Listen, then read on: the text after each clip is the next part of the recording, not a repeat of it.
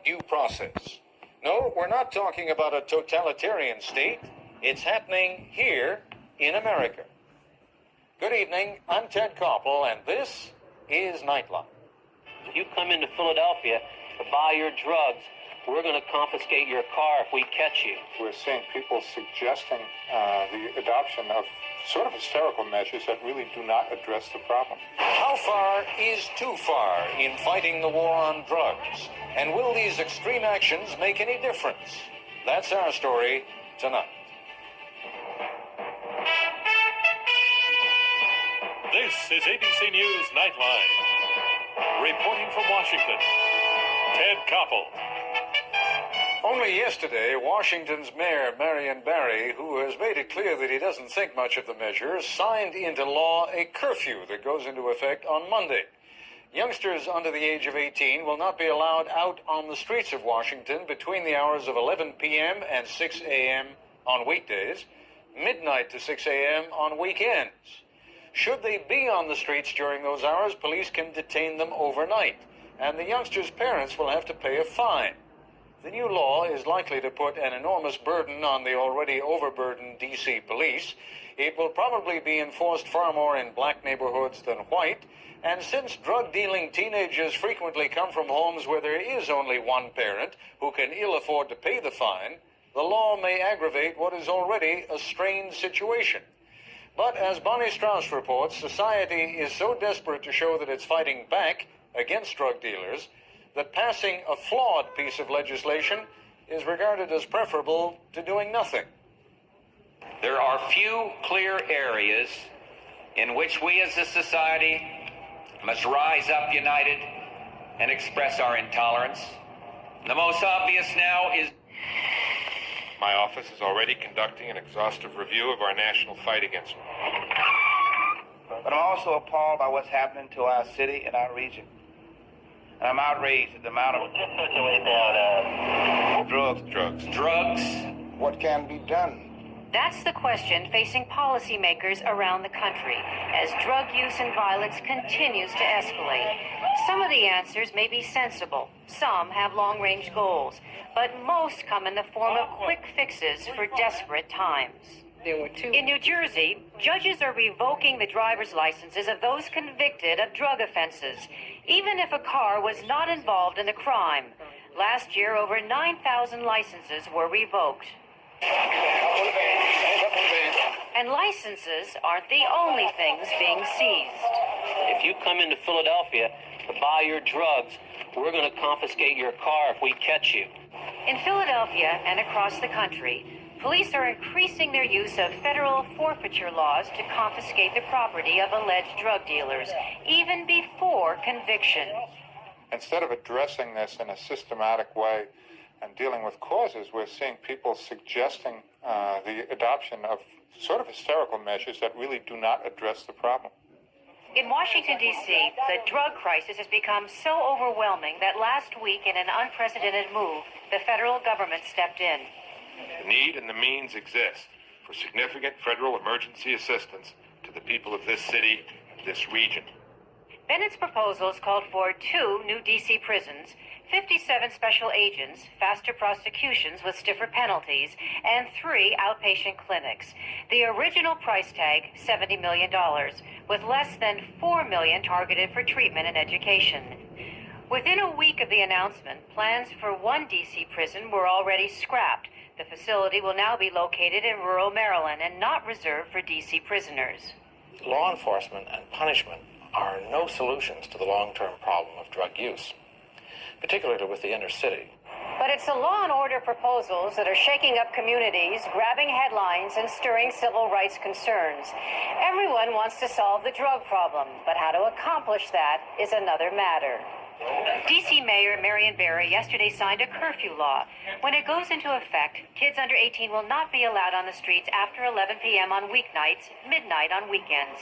Even though many curfew laws across the country have been defeated in the courts, supporters here are steadfast. That the police officer would inform them that they were violating the curfew and that they should move on and give them a reasonable amount of time to get going.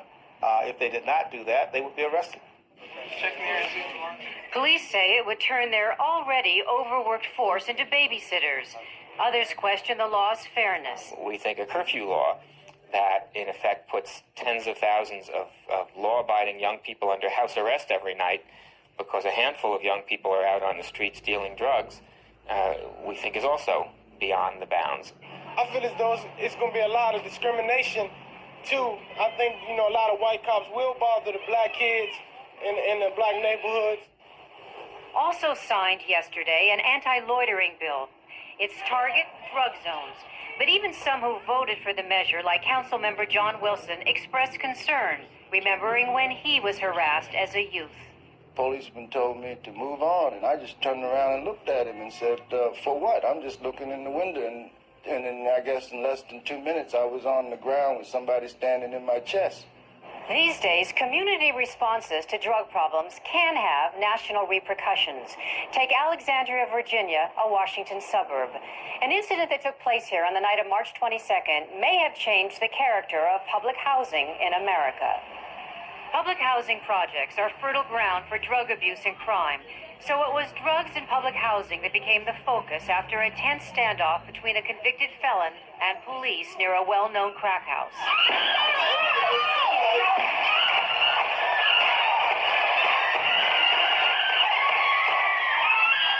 The gunman was killed, but not before fatally wounding a 13-year veteran of the police force. The result? Mayor Jim Moran asked the government to speed up the eviction process in public housing. He got it, and something more.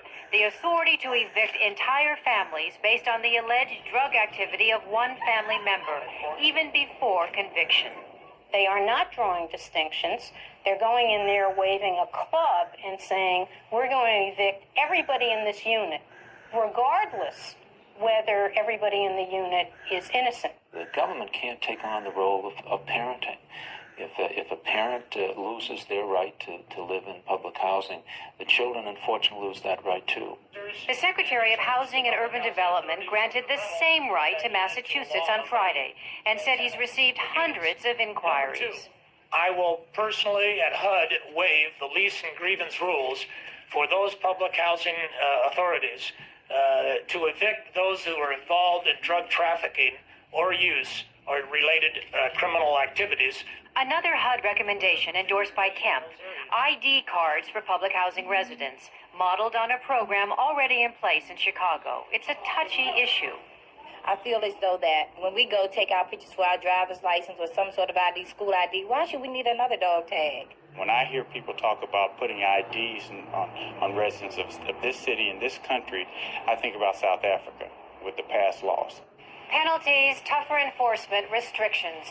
The question being asked, will any of this make a difference? I'm concerned that once the law enforcement impulse among Americans has been satisfied, there is no other impulse left over for the long-term solutions. Hey, down. I got the red one. They're gradual, they're frustrating. Everybody wants something to say about it. Sir, you're under arrest. You're going to be asking the question, but understand what your rights are. And somebody wants to come up with a solution. You have the ID with you? And nobody's really digging to the root of the thing. This is Bonnie Strauss for Nightline in Washington.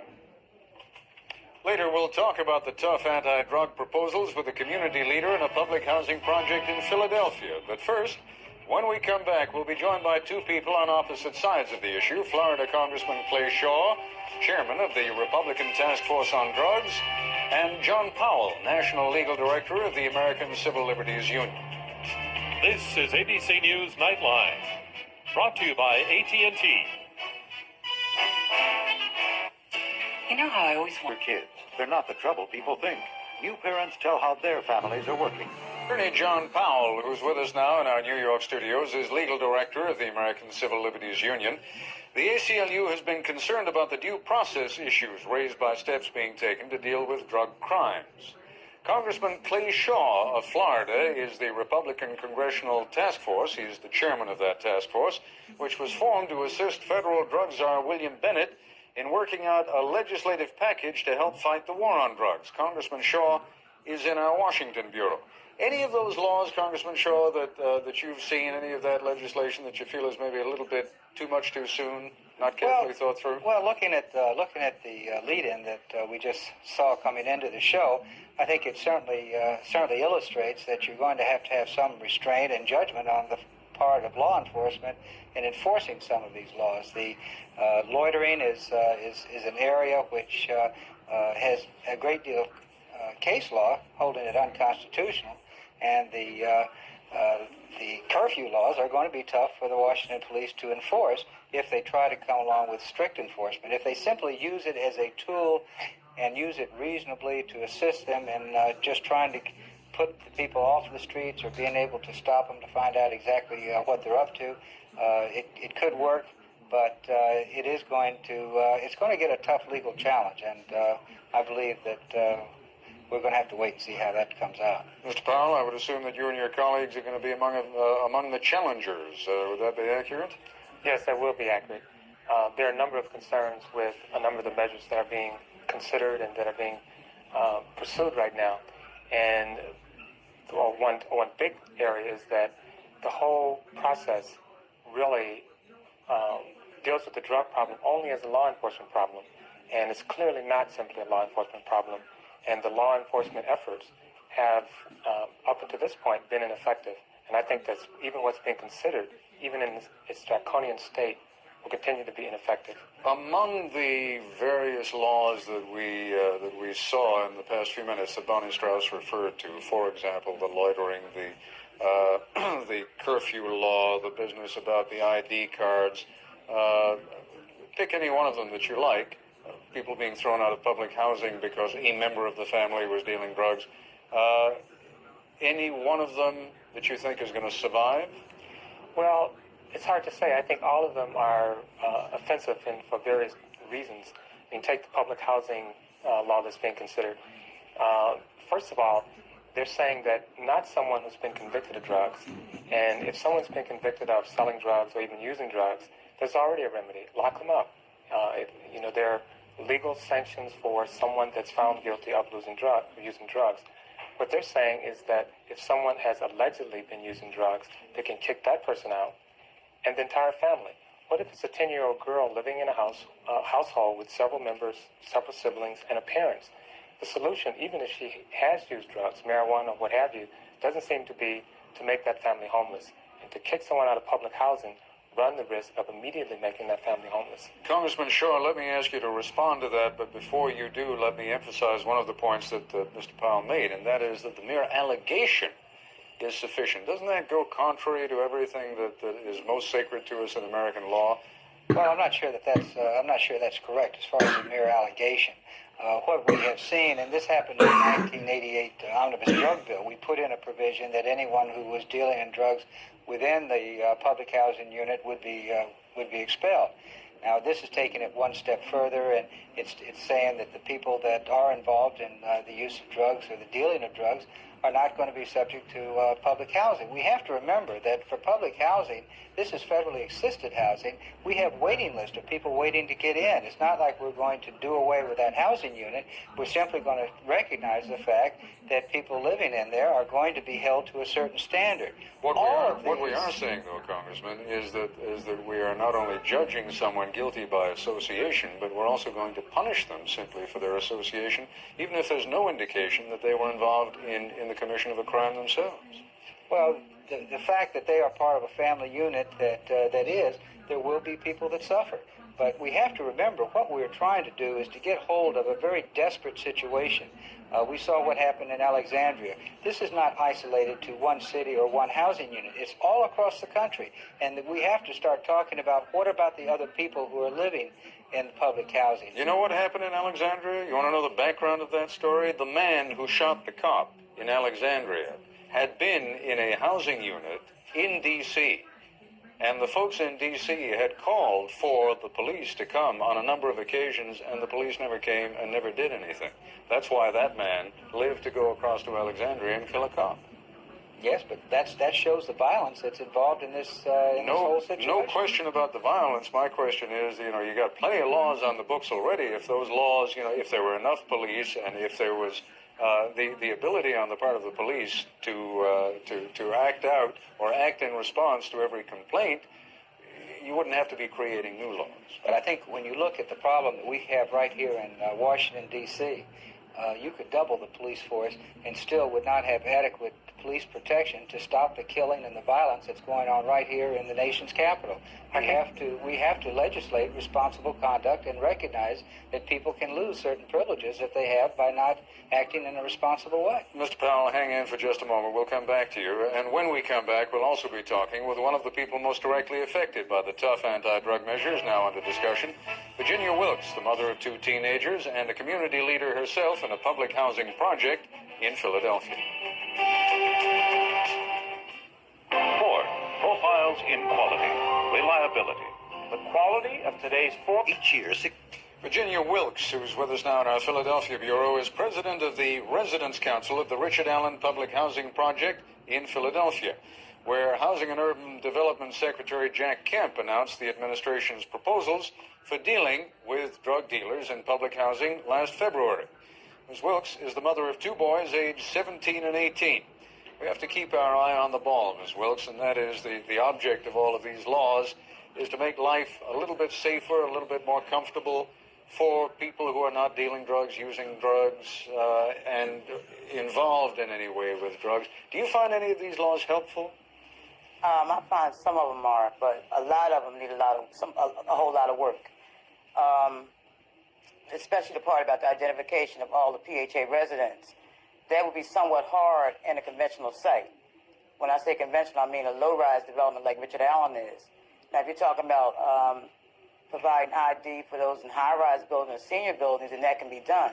But to do that in a low-rise development, it's going to be real hard to do. Because? Explain that to me. Because the housing authority doesn't have control of I can only speak about my development anyway, okay? You'd have to have almost like a wall around it, you mean? Thank you. And one entrance. Thank you. Yeah. And there's many ingress and egress in Richard Allen. So therefore, to make everybody have to have ID, I can't say how they're going to do it. What about the idea of if one person in a family is selling drugs, let's say even using one of the rooms in the house as a crack kitchen? The way it looks right now, folks, every member of the family could be thrown out. I don't agree with that. It would put a lot of pressure on the family to say, get that drug dealing out of here, wouldn't it? Yeah, it would not. What I'm saying, I don't agree with that to the extent. How can you penalize a family for what one family member has done? Now, nobody has full control over their children once they leave their home at any time of the day. The child may leave out and say they're going to school. Okay. If that child can go to school and just maybe stay in school a couple of hours, if there's not any, communications being done with the family along the school, who knows where that child is for the rest of the hours of the day when he's not around the mother? So to try to penalize the family for what this child is doing is totally unfair. Let me ask you one more question, and then we'll go back to a couple of our other guests also. I know you live in Philadelphia, not here in Washington, D.C., yes. But let's say for the sake of argument that there was a curfew. That you've got one 17-year-old, that your 17-year-old had to be in by 11 o'clock on weekdays. You for it? Against it? I would be for that. Because there is a lot of young, teenage kids hanging out in these corners 2, 3, 4 o'clock in the morning. And they should be in the house. If it takes a curfew to make these parents responsible for their children in that manner, then I'm all for that. All right. Now, Mr. Powell, you wanted to respond to something that the congressman had said in our last segment. Yes. Congressman Shaw suggested that there's a need to be responsible, and I couldn't agree more. Unfortunately, that most of the measures that are being considered and that are coming out of Congress are irresponsible, they're unconstitutional, they're immoral, and they're ineffective. There's no focus on treatment. All of the focus is on punishment. And everyone, including law enforcement officials, prosecutors, police chiefs, are saying that it's not simply a law enforcement problem, and even doubling the police force will not solve the problem.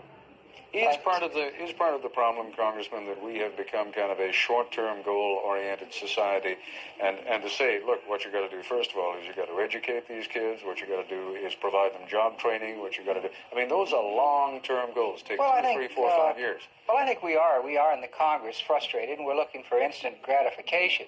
But what Mr. Powell, the way he characterized the legislation coming out of the Congress, is simply not the way that legislation came out. There's a lot of treatment in there.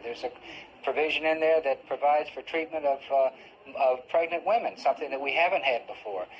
There's a lot of educational projects in there. There's some assistance to local government. It's all up and down the line. I'm sorry to keep butting in like this, but we've got a very short segment. Out of every $100 being spent, how many do you think are being spent on treatment and education, and how many are being spent on law enforcement type solutions? Well, less than 5% is being spent on treatment, and that was cut back in the last 8 years. During all the hysteria around drugs, treatment and prevention has been cut back. The only effective drug education program in the country, and that has worked, is the drug education program against tobacco, which is a very serious drug with very serious addiction. We have got to take a break. Congressman, I'll give you and Ms. Wilkes a chance to have the final word when we continue, which we'll do in just a moment. Keep muscle while you lose fat. And Special K has the highest level of dietary protein available in a cereal. So exercise your good judgment too. Include this Special K breakfast in your balanced diet. And make a firm commitment to your body. Special K. Keep the muscle. Lose the fat. It's the creamiest, the creamiest. The front line, as it were. If it were up to you and someone said, here's the money, how much do you want to go for education and treatment? How much do you want to go for protection? How would you allocate it? I would allocate it for both. Okay, but I'd like to say this, Ted. Has anybody ever taken the time to sit down and think how did public housing become the way it is at this point? It didn't just get like this overnight. These things have been going on, but now it's more escalated than it was before, ever been before. The Housing Authority does not have any strong leasing standards whatsoever. They will lease to anybody. They're supposed to screen these tenants that come in. Screen them for what? The resident council doesn't have any input as to what goes on, okay? I've got to cut you off because we've only got about 25 seconds left, and I wanted the congressman to have a chance just to respond. Truly, only 5% is going for treatment? I mean, let me just ask the congressman. Okay. Well, when you're looking at the federal budget, you're looking at everything from interdiction to eradication in foreign countries to law enforcement to prosecution, all of them down the line, and building prisons. But I think one thing that's important, and I want to be sure I clear one point up. Secretary Kemp has not been talking about evicting people just helter-skelter and throwing them out without any due process of law, and he has not talked about doing it just because one of the youngsters might have gotten into some drug problems at school. There's good judgment that has to be used, compassion has to be used, but we must remember that people living in public housing deserve a decent place to live, and we must help them. I thank all of you very much. We'll be doing a program next Thursday night that'll be a very long program. We'll be covering a lot of these subjects in depth. That's our report for tonight. I'm Ted Koppel in Washington. For all of us here at ABC News,